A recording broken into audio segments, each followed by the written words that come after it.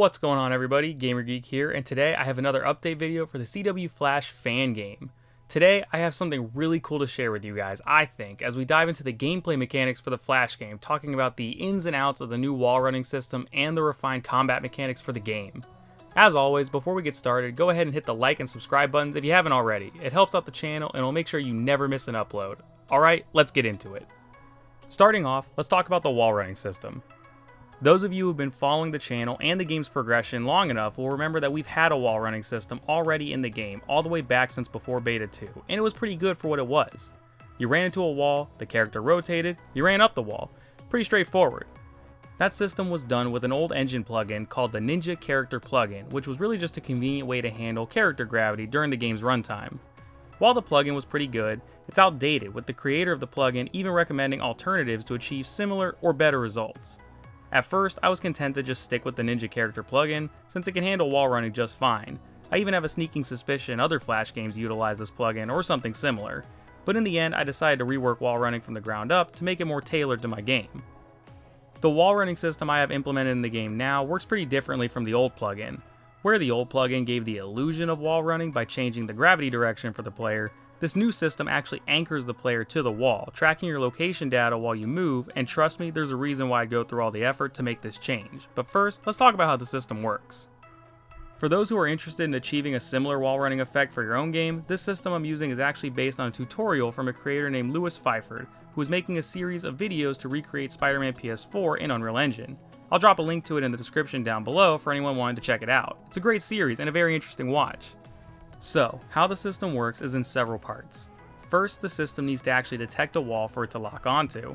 I have it set so the line trace only starts firing once the player is running fast enough, though I'll change this later to an actual button prompt to avoid people accidentally bumping into a building and running up a wall like what used to happen in Beta 2. Once the line trace finds a wall and the player is standing close enough to it, the system enters a timeline to rotate the player and set their location on the wall.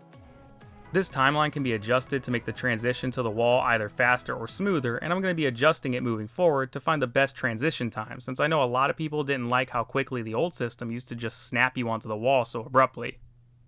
Now, once the player is rotated to the wall, your movement mode switches to flying, so the player can move freely up and down on the wall as well as to the sides, with a line trace that fires off to constantly update your location, making sure that you haven't left the wall. Once you walk off the edge of the wall, the system reverses the timeline to reorient the character and take you out of the wall running state you were in, letting you just fall back down to the ground. I also added a gravity modifier to keep the player from rocketing off into the damn atmosphere whenever you run off a wall like what used to happen in Beta 2. On top of that, I added an event call for the camera to make sure it stays oriented correctly after leaving the wall. For anyone who remembers the old system, sometimes your camera might get stuck at an angle after leaving a wall, and the only way to fix it was to just leave and reopen the game. Well, now the camera checks and reorients itself every time you leave the wall so that it won't happen again. I also had to check for the player's speed, making sure you were moving fast enough, otherwise you'd fall off the wall, but I decided to remove it because I thought it might ruin the fun a bit. Instead, I have the player's speed locked to a high value, with the lightning trail staying active while you're on the wall. A flash time effect can also be added to help sell this visually, but you'll never fall off the wall and stay moving at super speed, so you don't have to worry about accidentally slowing down too much while you're running around. Now, I mentioned there's a reason why I would go through the effort to make the new system for wall running, and believe me, even with Lewis Pfeiffer's tutorial, it was a lot of work. And that's because I have plans for expanding it to let the player run around corners of buildings like in the show. In the CW, the Flash can run around corners of buildings and bank over rooftops while wall running without a problem, but not so much in video games.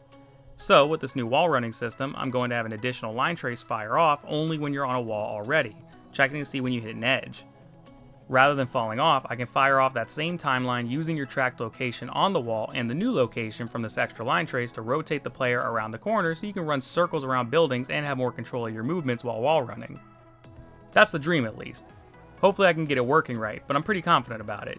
Dream aside, the new wall run system does still work as is, and it's pretty cool to have wall running back in the game, now with more control over it to hopefully expand on it more than I could before.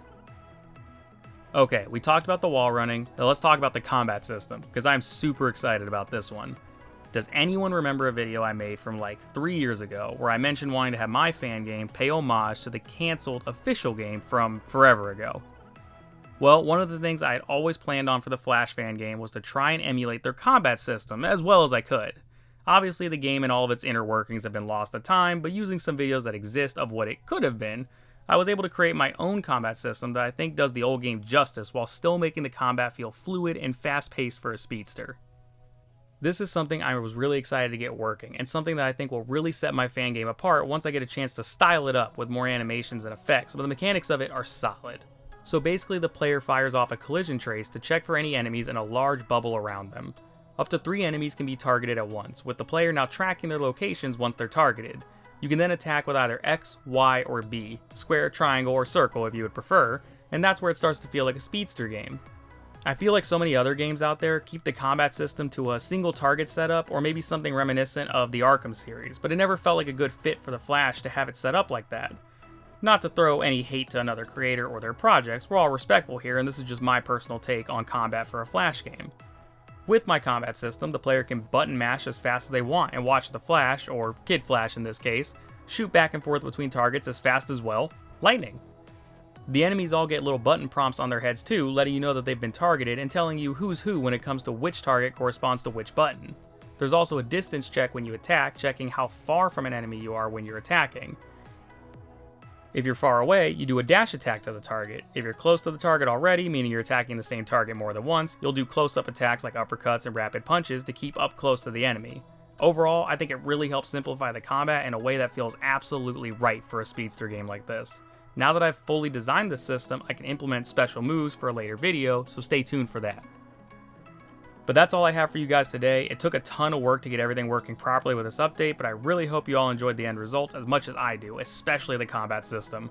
I'm so happy with how they turned out. Stay tuned for my next update video where hopefully I can show you the expanded wall running and combat systems to have running around corners and using special moves, as well as the other things I'm working on for the main story and extra game modes.